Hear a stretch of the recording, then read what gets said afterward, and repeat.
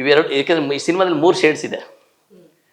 ಒಂದು ವಿಲೇಜಲ್ಲಿ ಬರುತ್ತೆ, ವಿಲೇಜ್ ಆದ ತಕ್ಷಣ ಸಿಟಿ ಬರುತ್ತೆ, ಸಿಟಿ ಆದ ತಕ್ಷಣ ಸಿಟಿಲಿ ಬರುತ್ತೆ, ಒಂದು ವಿಲೇಜಲ್ಲೇ 2 ಇದೆ. ಮತ್ತು ಒಂದು ಅಲ್ಲಿ ತುಂಬ ಪ್ರೀತಿಯಿಂದ ಮಕ್ಕಳನ್ನ ಕೋಟ್ಯಾಂತರ ರೂಪಾಯಿ ದುಡ್ಡು ಇಟ್ಕೊಂಡು ಎಲ್ಲ ಸಾಕೊಂಡಿರ್ತಾರೆ.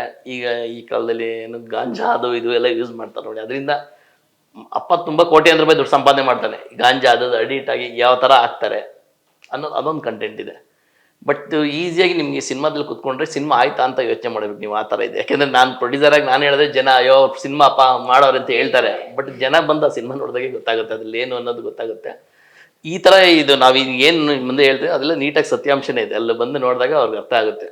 ಅಂದರೆ ಆ ತಾಯಂದಿರು ಏನು ತಪ್ಪು ಮಾಡಿರ್ತಾರೋ ಅವ್ರಿಗೆ ಅರ್ಥ ಆಗುತ್ತೆ. ನನ್ನ ಮಗಳಿಗೆ ಹಿಂಗೆ ತಪ್ಪು ಮಾಡಿದೆ ನೋಡಿ, ಇಲ್ಲಿ ನಾನು ನೋಡ್ತಾ ಇದ್ದೀನಿ ಅಂತ. ಆ ತಾಯಿ ಏನು ನೋವು ತಿಂದಿರ್ತೋ, ಹುಡುಗನ ತಾಯಿ ಏನು ನೋವು ತಿಂದಿರ್ತಾಳೋ, ನನ್ನ ಮನೇಲಿ ನನ್ನ ಮಗ ಹಿಂಗೆ ಆಗ್ತಾ ಇದೆ, ನಾನು ಹಿಂಗೆ ಯಾವ ಥರ ನನ್ನ ಮಗನ ಕಾಪಾಡ್ಕೋಬೇಕು ಅನ್ನೋದು ಅದೊಂದು ಮೆಸೇಜ್ ಇದೆ ಅದರಲ್ಲಿ.